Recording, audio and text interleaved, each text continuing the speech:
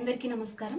ఈరోజు మనం ఈ వీడియోలో ధ్యానం చేయు పద్ధతి, ధ్యానం ఎలా చేయాలి, ఎంతసేపు చేయాలి, దీంతో పాటుగా అసలు ఏది సరైన ధ్యానం అనే విషయాన్ని మనం తెలుసుకుందాం. ధ్యానాలు ఎన్ని ఉన్నాయంటే 108 రకాల ధ్యానాలు ఉన్నాయి.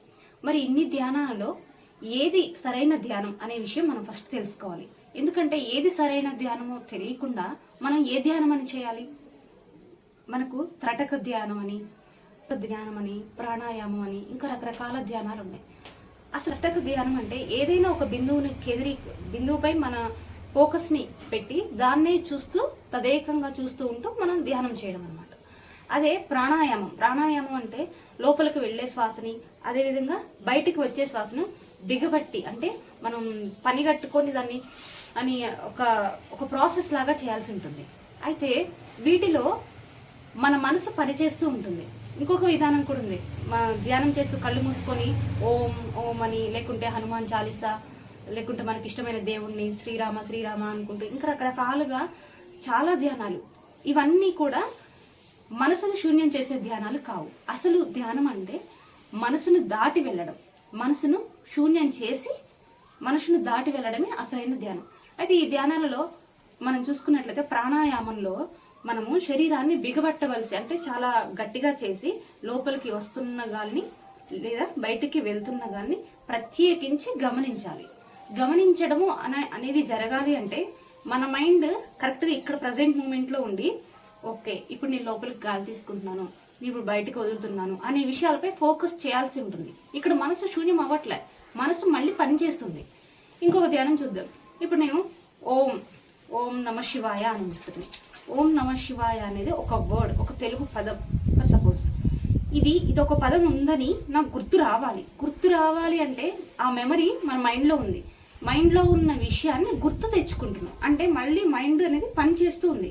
మనం ఎక్కడ మనసు దాటాం? మరి పతంజలి మహర్షి కూడా ధ్యానం అంటే ఏం చెప్పాడంటే, యోగః చిత్త వృత్తి నిరోధకః.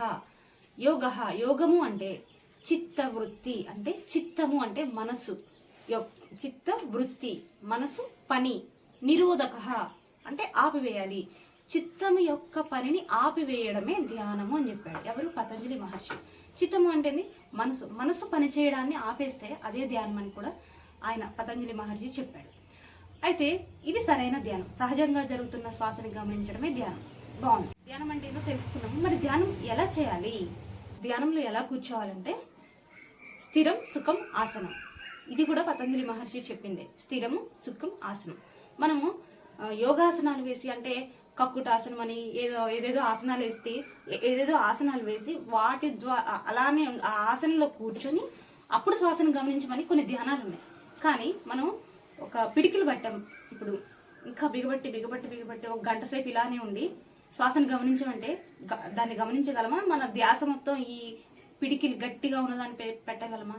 అదేవిధంగా ఆ ఆసనంలో ఒక కఠినమైన ఆసనం వేసి శ్వాసను గమనించమంటే మన కాన్సన్ట్రేషన్ మొత్తం మన బాడీని సరిగా నిలబెట్టుకోవడం పైనే ధ్యాస కేంద్రీకరిస్తమే తప్ప శ్వాస మీద ధ్యాస ఉండదు. కాబట్టి ఆయన ఏం చెప్పాడు?